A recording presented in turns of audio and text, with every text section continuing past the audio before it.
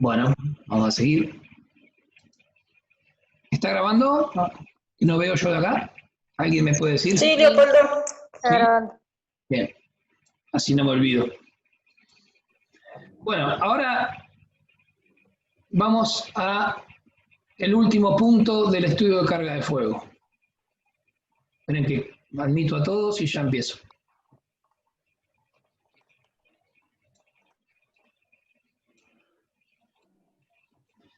Bien, ahí admito a Jonathan. Recuerdan que cuando hablábamos, voy a para atrás, ¿dónde estábamos? Me voy para atrás para ver el cálculo acá.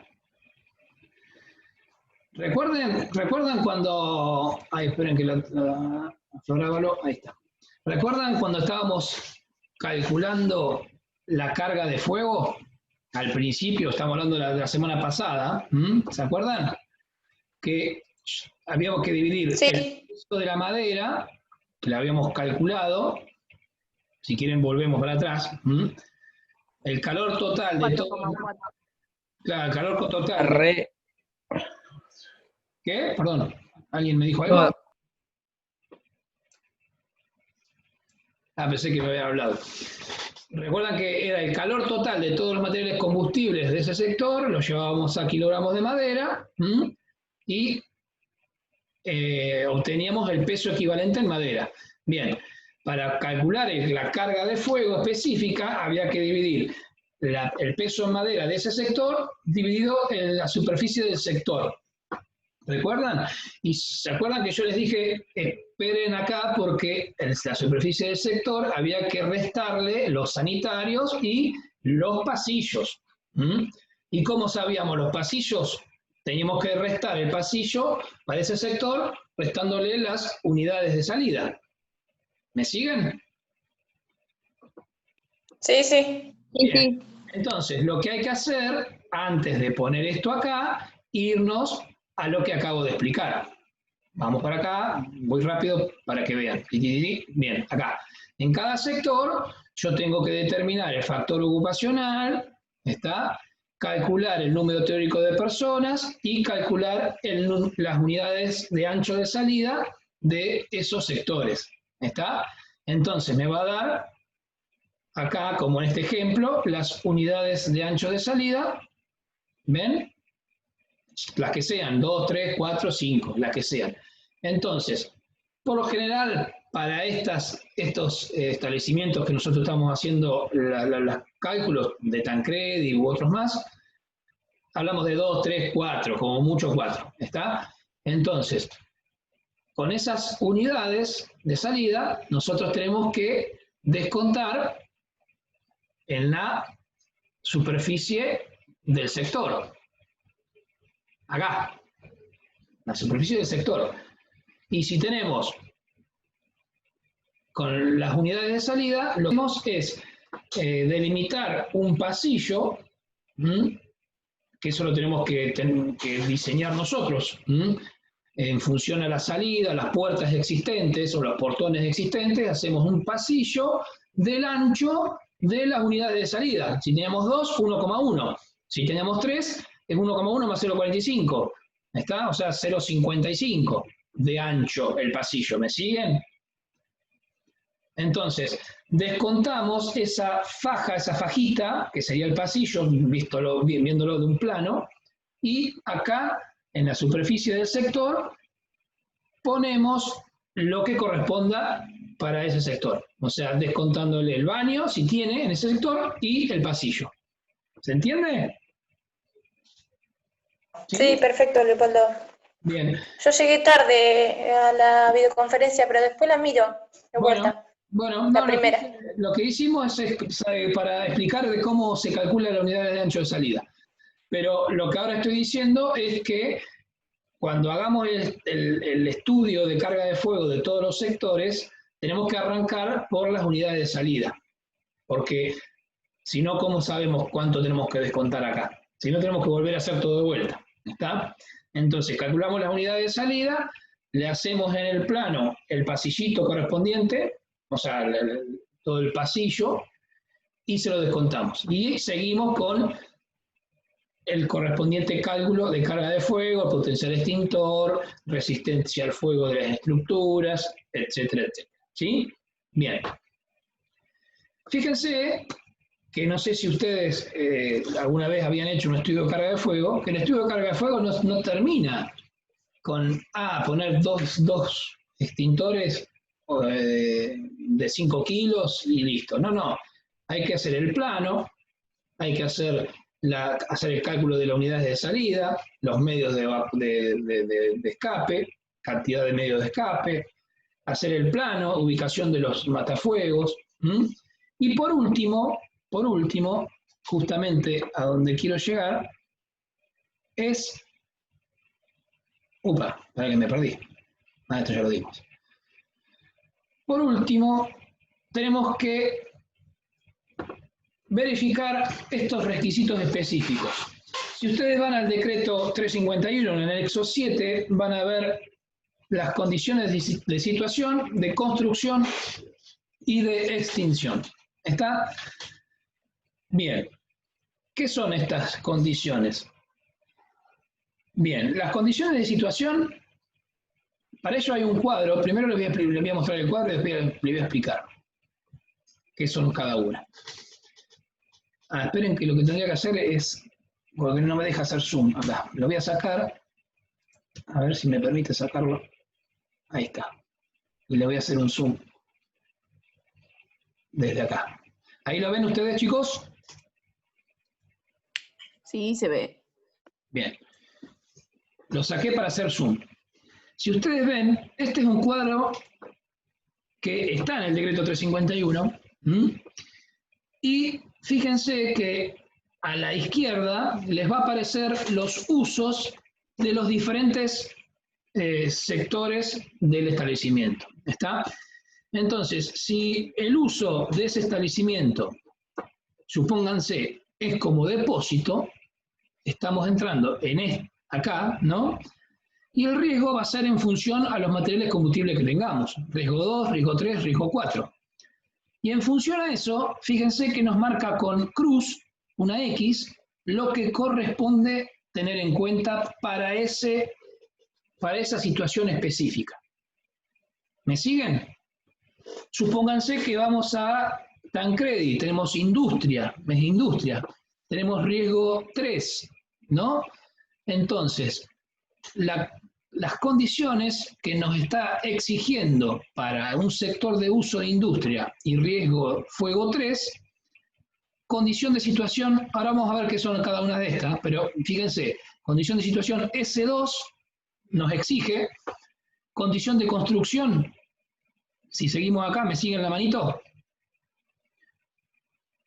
C1, sí. C1, C3, C7. Y condiciones de extinción me exige E3, E11, E12 y E13. ¿Qué significa esto? Que para la industria que estamos haciendo el estudio de carga de fuego, nosotros tenemos que tener en cuenta esas condiciones. La S2, la C1, la C3, la C7, la E3, la E11, E12 y E13. Bien. Ahora que les mostré ese cuadrito, ahora sí les voy a explicar qué son cada una de estas condiciones. Volvamos pantalla completa. Ahí está. Condiciones de situación constituyen requerimientos específicos de emplazamiento y acceso a los edificios. ¿Dónde está situado ese establecimiento? ¿O qué condiciones tiene que tener donde está situado? Ahora vamos a ver uno por uno. ¿Está? Condiciones de construcción. Constituye requerimientos constructivos que se relacionan con las características del riesgo de los sectores de incendio. ¿Cómo tiene que estar construido? Los requerimientos de construcción de ese edificio, de cómo tiene que estar construido. Y las condiciones de extinción constituye el conjunto de exigencias destinadas a suministrar los medios que faciliten la extinción de un incendio en sus distintas etapas. O sea, las condiciones de extinción, que recuerdan que era E3, para este caso que habíamos visto particular, E3, E11, E12 y E13, ahora vamos a ver cuáles son. ¿Está? Entonces son diferentes condiciones que tienen que tener ese edificio, las exigencias, para garantizar una buena extinción en caso de incendio. ¿Está? Bueno, acá está el cuadrito. Todo esto está en el decreto 351. Está, no sé si ustedes lo tienen, pero a ver, se los voy a mostrar. Sí, Leopoldo, en la página 111. Bueno, están todas las condiciones. ¿Está? Ahora lo vamos a mirar una por una. Fíjense, condición S1, las de situación son dos, S1 y S2, no tenés más. ¿Está? Les voy a leer la S1. El edificio se situará aislado de los predios colindantes y de las vías de tránsito y en general de todo local de vivienda o de trabajo.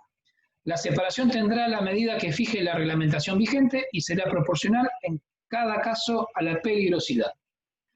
Bien, S2. Cualquiera sea la ubicación del edificio, estando en una zona urbana o densamente poblada, el predio deberá cercarse preferentemente, salvo aberturas exteriores de comunicación, con un muro de 3 metros de altura mínima y 0,3 metros de espesor de albañilería de ladrillos macizos o de 0,08 de hormigón. Esto significa que el emplazamiento, si está ubicado en zona urbana, tiene que tener todo el perímetro, una altura de 3 metros y de 30 centímetros si es con ladrillo común, dice, sí, ladrillo macizo, y de 8 centímetros si es de hormigón. ¿Está? Entonces, eso significa que las condiciones que tiene que tener ese establecimiento. ¿Está? Si nosotros verificamos el emplazamiento donde está Tancredi, el sitio se situará aislado de los predios colindantes. Bueno, en este caso está aislado de los predios colindantes, Tancredi, porque está en el parque industrial y está totalmente aislado. ¿Está? Igual esto, la condición S2, fíjense que estando en zona urbana o densamente poblada, tiene que tener esta condición. No es el caso, porque no está en una zona urbana o densamente poblada, o sea que cumpliría. ¿Está? Bien. Condiciones de construcción. C1, no me acuerdo si figuraba C1 para industria. A ver, sí, C1 y C3 y C7. Vamos a verificar C1, C3 y C7 si cumple. Bueno, el C1, las cajas de ascensores y montacargas estarán limitadas por muro de resistencia al fuego del mismo rango que el exigido para los muros y serán de doble contacto y estarán previstas de cierre automático. Bueno, acá no aplica, porque no tiene ni ascensores ni montacargas. ¿Está? Pero ¿qué pasa? Cuando ustedes hacen estudio de carga de fuego, tienen que ir poniendo todas estas condiciones. Ponen el cuadro, le hacen un resaltado, lo que corresponda, corresponde industria, resaltan, corresponde depósito, resaltan, y en función a los X que le aparezcan en las situaciones, en las condiciones o los requisitos de situación, de construcción y de extinción, tienen que ir colocando por sector si cumple o no cumple, o no aplica. Es como si hicieran un RGRL, ¿está? Hacen un RGRL y si cumple, no cumple, no aplica, es lo mismo. Acá la situación S2, ¿cumple? Sí, cumple. Listo, cumple. Condición C1, que decía C1, C3 y C7. No tienen que poner del C1 hasta el C10. Ponen directamente para ese sector las que corresponda según el cuadro. ¿Está? Entonces, C1 no aplica, ya no tiene ascensor ni montacarga. Bien, C2 no aplicaba, porque se acuerdan que era C1, C3. Bien, la leo como para que vean qué es el C2. Las ventanas y las puertas de acceso a los distintos locales, a los que se acceda desde un medio interno de circulación, de ancho no menor de 3 metros, podrán no cumplir con ningún requisito de resistencia al fuego en particular. Bueno, en este caso no lo tenemos que tener en cuenta para nuestro sector. Este sector sí. Fíjense, los sectores de incendio deberán tener una superficie de piso no mayor de 1000 metros cuadrados. Si la superficie es superior a 1000 metros cuadrados, deben efectuarse subdivisiones con muro cortafuego de modo tal que los nuevos ambientes no excedan el área antedicha. Acá lo vamos a tener cuando planteen en el sector de las vigas, esa que es es como un tipo chorizo muy largo, no me acuerdo las dimensiones, creo 70 por 10, creo, o no, más, creo 70 por 20 creo que era. No me acuerdo. De alguno que tenga el plano. Acá tengo el plano y 74 por 16 y da 1184 de superficie. Perfecto, buenísimo, Emma. Ahí tenés un caso, entonces. Ahí tenés que condición C3 no cumple. ¿Está? No estaría cumpliendo. Entonces, ¿qué pasa? Le pones un muro cortafuego al medio, o no sé, a los 990, bueno, a los 1000 metros cuadrados, hacer el cálculo, pum, corto acá y hago un muro cortafuego. Muro cortafuego significa desde arriba hasta arriba del techo, no dejar 1 metro de arriba de ventilación, no, porque ahí pasan los humos, pasan las llamas, pasa todo. Cortafuego significa cortafuego, de arriba abajo, todo. Que haces un muro. Pero ¿qué pasa? Recuerden que, bueno, no sé si vieron las fotos, hay un puente grúa. Si hay un puente grúa no puedes poner un muro por cortafuego. ¿Está? Así que hay que tener otras alternativas. Bueno, en lugar de la interposición de muros cortafuegos, podrá protegerse toda el área con rociadores automáticos para superficies de piso cubierta que no superen los 2000 metros cuadrados. Acá podría ser otro ejemplo. Pero no le vas a exigir que te ponga rociadores a una fábrica de viguetas. ¿Se entiende?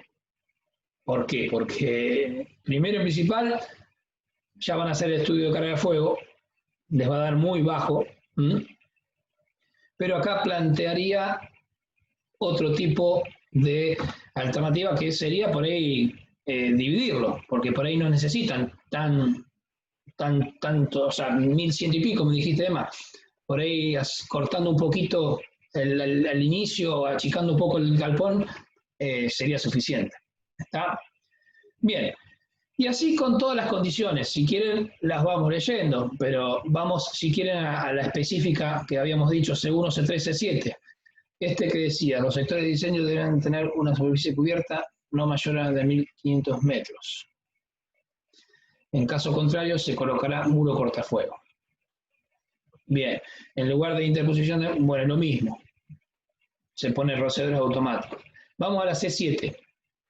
Fíjense que la C5 es para cine y teatro únicamente. El C6, industria, pero debe ser algo más específico. Y nosotros habíamos dicho C7, depósito local comercio. En los depósitos de materiales en estado líquido, con capacidad superior a 3000 litros, se deberán adoptar medidas que aseguren la estanqueidad del lugar que los contiene. Que esté totalmente estanco. Significa... si tenemos un lugar con combustible líquido, tiene que tener, aunque sea una pileta de contención que lo mantenga estanco, ¿está? Que no se desparrame para todos lados. Bien, después teníamos, bueno, sigue, ¿no? Esto sigue hasta el 10, creo que, no, el 11. Situaciones de condición hasta el 11. Yo después los invito para que ustedes lo lean detalladamente. Después vienen las condiciones de extinción, que estas son hasta del 1 al 13.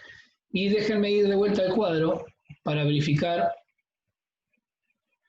En una industria nos exigía E3, E11, E12 y E13. Entonces vamos a ver. E3... Leopoldo, una consulta. Discúlpame que te interrumpa. Sí.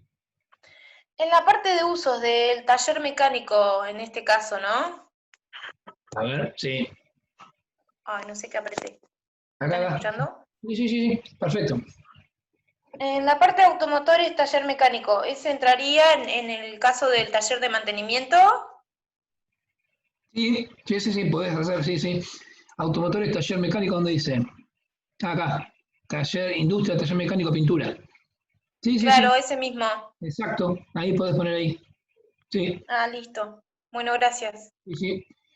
Fíjense que tenemos, bueno, viviendas, vamos a, ya que está, repasamos, comercio, banco, hotel, después de salir, ustedes que tranquilamente les piden que hagan un estudio de carga de fuego de un hotel o de un banco. Entonces ya tenés acá que utilizar este renglón, ¿no? Esta fila, mejor dicho.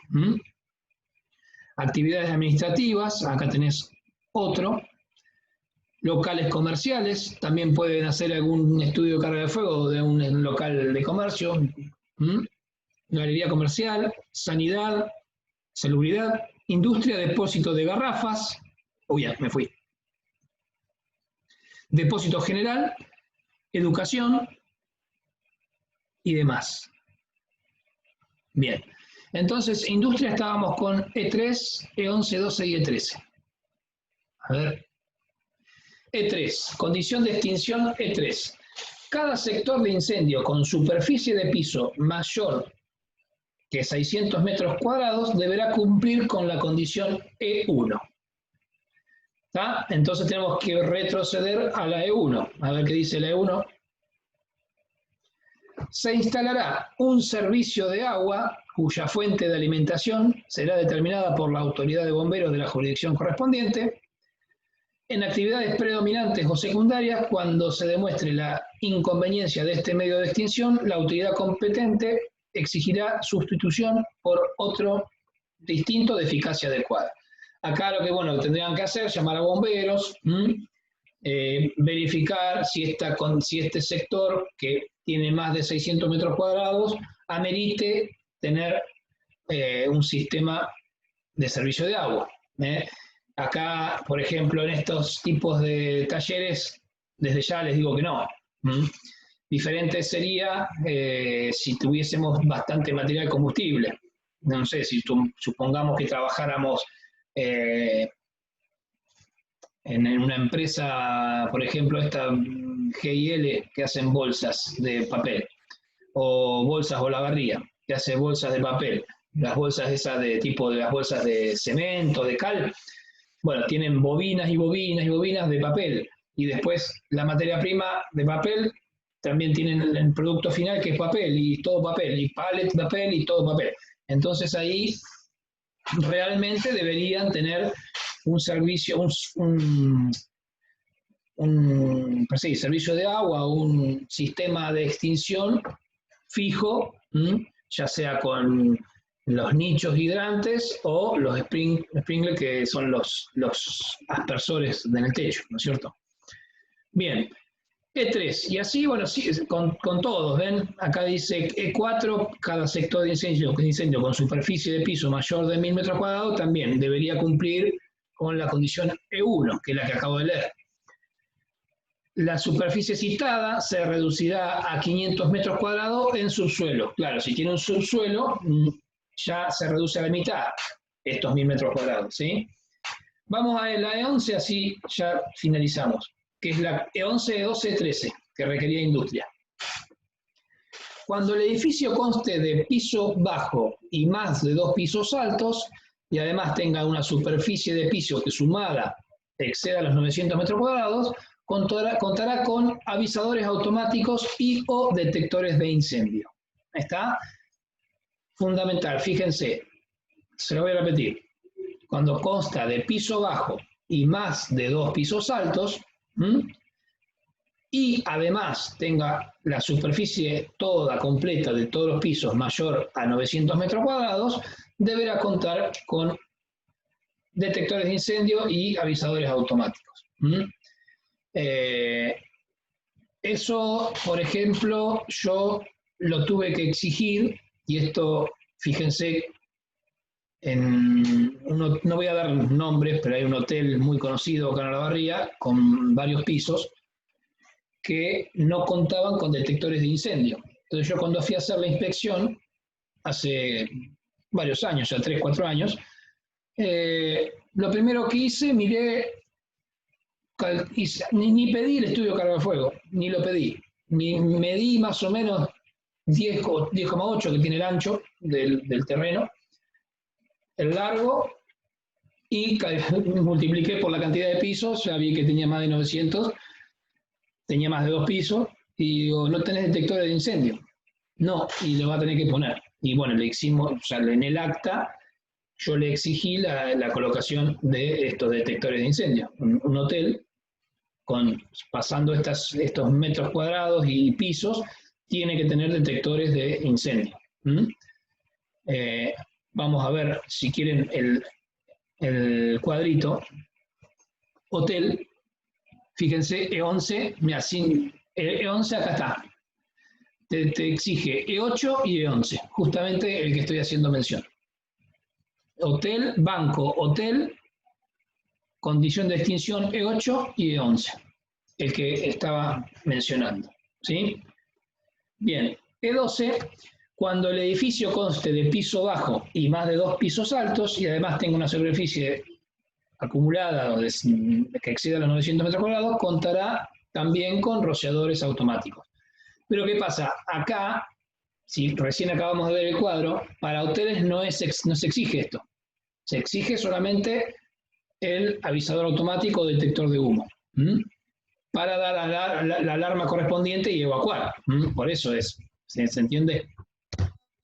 Y bien, y por último, que es la última condición de extinción, la E13, en los locales que requieran esta condición con una superficie mayor de 100 metros cuadrados, la estiba distará 1 metro de ejes divisorios. Cuando la superficie exceda 250 metros cuadrados, habrá camino de ronda a lo largo de todos los muros y entre estivas. ¿Qué es esto? Para los que no entienden, las estivas son, supónganse, en un sector donde se almacena diferentes mercadería o demás, las estanterías, dice que distarán 1 metro de ejes divisorios y para 100 metros cuadrados. Cuando supera los 250 metros cuadrados, se tiene que hacer un camino de ronda. Significa que tiene que tener toda la periferia una vuelta. ¿Está? Y nosotros tenemos estanterías con sus productos correspondientes. Tiene que tener toda la vuelta la periferia, o sea, no tiene que estar pegado a la pared. ¿Se entiende? Yo tengo una estantería, no la puedo dejar pegada a la pared. Tengo que dejar un camino de ronda. ¿Está? Para pegar la vuelta. Entre estivas, dice. Ninguna estiva ocupará más de 200 metros cuadrados de solado y su altura máxima permitirá una separación respecto del artefacto lumínico ubicado en la perpendicularidad de la estiva no inferior a 0,25 metros. ¿Está? La ubicación de las estivas y demás. Y no tiene que tener más de 200 metros cuadrados de superficie. ¿Está? Bien. Hasta ahí sería lo que ustedes tienen que tener en cuenta para realizar un estudio de carga de fuego. ¿Se dan cuenta que no termina solamente diciendo cuántos matafuegos extintores tienen que colocar en esos sectores? Hay que calcular los anchos de salida, los medios de escape, hacer el plano, ubicar los extintores, marcarlos, verificar que, uno cada 200 metros cuadrados, uno cada 15 metros lineales para clase A, o 20 metros lineales, no así en diagonal, sino lo que uno tiene que caminar entre uno y otro. Esas como las condiciones. Después, unidades de salida, ya les dije, medio de escape. Verificar el factor ocupacional, verificar en cada sector. Si a mí me da un factor ocupacional, el número teórico de personas para ese sector de 10 personas, verificar que no tenga más. Eso hay que verificarlo siempre. Si nosotros tenemos un sector de trabajo con 3 líneas, 3 máquinas, ¿recuerdan ese ejercicio que les hice de ruido, de iluminación? No, de ruido era, que había 2 líneas de línea 1 y línea 2 de trabajo. Supónganse que cada línea tenga 10 operarios. Entonces, en todo el ambiente hay 20 trabajadores. Bueno, tenemos que verificar si el factor ocupacional para ese sector se excede. Porque si no, tenemos que disminuir la cantidad de trabajadores o ampliar la superficie. ¿Está? Entonces, eso hay que verificarlo siempre. O en una oficina. A mí me pasó, a medida que voy hablando me voy acordando, me pasó tener que ir a hacer una inspección a un call center. El call center tiene que estar bien diseñado, además de ergonómicamente, sillas, mouse, monitor, auricular, micrófono, etcétera, etcétera, etcétera. También tenemos que tener en cuenta el factor ocupacional. porque si no, es como un gallinero ahí adentro. ¿Tá? No puede exceder el factor ocupacional. Tenemos que verificar la cantidad de personas teóricas que pueden entrar en ese lugar. Entonces, vamos a la tabla de factor ocupacional. Para la tarea específica nos va a decir cuántos metros cuadrados por persona. ¿Tá? En función a los metros cuadrados de superficie nos va a dar el número teórico. Es muy fácil. Comparamos, si hay más, si se excede de lo normal, bueno, hay que plantearse y buscar medidas alternativas o correctivas para que ese valor sea igual o menor. ¿Está? Bien. En lo que sigue del PowerPoint son las tablas que yo les decía y anexos. Tómenlo para tenerlo en cuenta para el día de mañana si tienen que ir a buscarlo. ¿Está? Acá van a ver poderes caloríficos de diferentes materiales, neumáticos, plásticos, papel, madera, muebles, etc. ¿Tá? Alimentos, carbón, caucho, lana, material, bueno, acá dice pellet de madera, resina de melamina y demás. Otros más acá. Y acá, ¿qué es esto? Bueno, también, mobiliarios en general, les pone acá. Es para que ustedes lo tengan en cuenta. Bueno, acá recuerdan que cada fabricante de extintores tiene sus certificados de potencial extintor, hacen los ensayos, lo que yo le expliqué con las pilas, con las tabletas, con las tiras de madera y la bandeja con combustible y nafta y demás, bueno, hacen los ensayos y esto es lo que nos entrega cada fabricante. En este caso, Georgia. Tenemos Matafuego Georgia, capacidad 1 kilo, tipo de agente extintor, o sea, lo que tiene adentro, ABC, y acá tenemos el potencial extintor, 1A, 3B, 1A, 3B. De 2,5, de 5 kilos, de 10 kilos, ahí tienen cada potencial extintor. Entonces, en función a los cálculos que ustedes hicieron, eligen el que más les convenga. Acá tenemos otra tabla, lo que no tengo, sí, acá está. No es estaba mirando a ver si es la marca, pero no tengo la marca acá. O Firenze, ¿puede ser Firenze? No conozco la marca Firenze. Acá tenemos otro. Bien. Acá está, recuerdan que yo les dije que había al final unas tablas, bueno, resistencia al fuego de otros tipos de elementos. ¿Ven?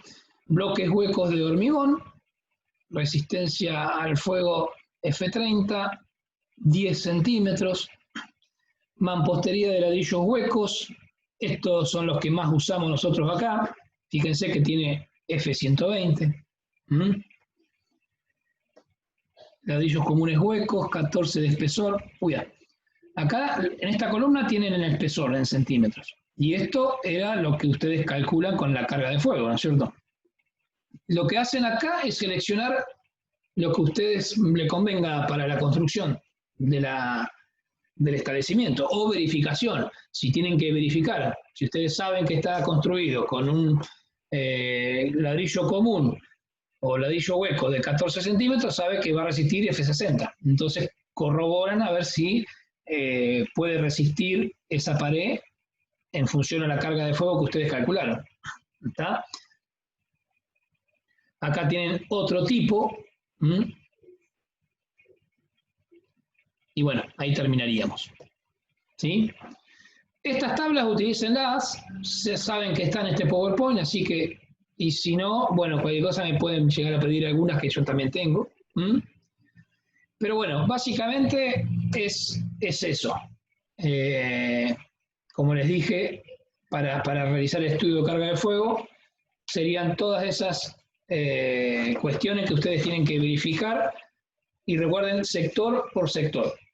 No se hace un estudio general del establecimiento, se divide por sectores, como dije, enumerándolos, y hay que determinar qué tarea se va a desarrollar en cada uno de esos sectores, dimensiones de esos sectores, calcular las unidades de salida en función a la cantidad de trabajadores que hay en ese lugar también, verificarlos, el factor ocupacional, si es acorde a las unidades, al factor ocupacional de ese lugar, al número teórico, perdón, y una vez que tenemos los anchos de salida de cada sector, vamos a hacer el cálculo recién de la carga de fuego.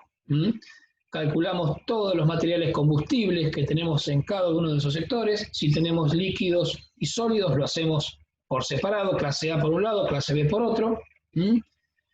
Calculamos todos los kilos de plástico, kilos de cartón, kilos de goma, kilos de poliéster, kilos de lo que sea.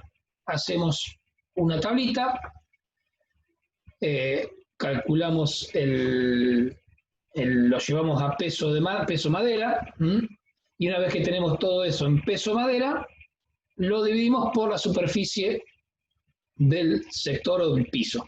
Esa superficie la tenemos que restar los sanitarios y los pasillos. Con esa carga de fuego, ahí sí vamos y verificamos las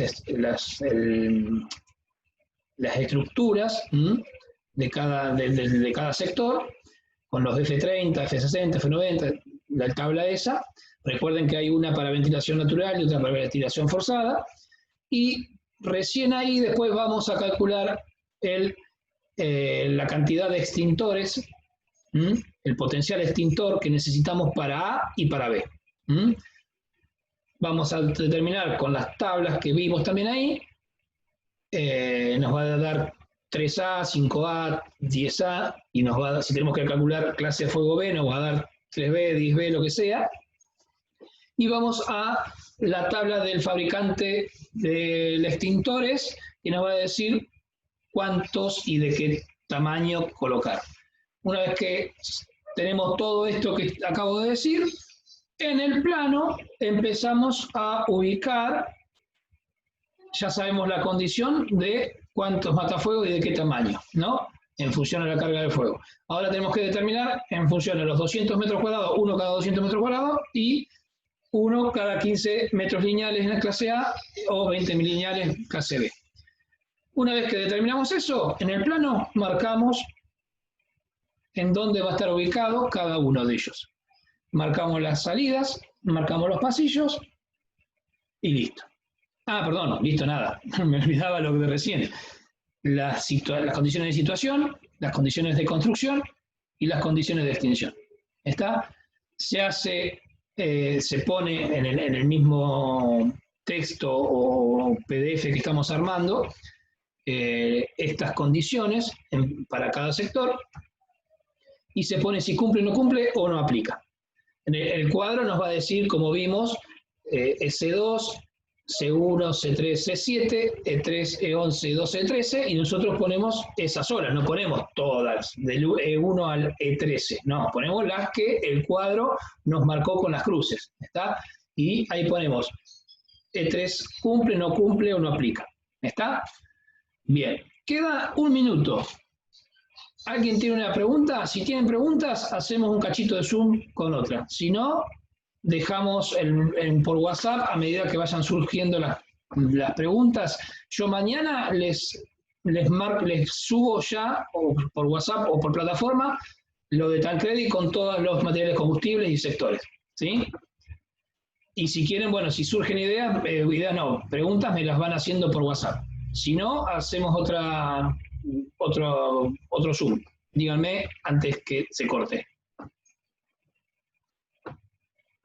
¿No? No, por mi parte Dale, Leo, si tenemos dudas te escribimos. Dale. Bueno, listo. Entonces, los despido antes que se corte.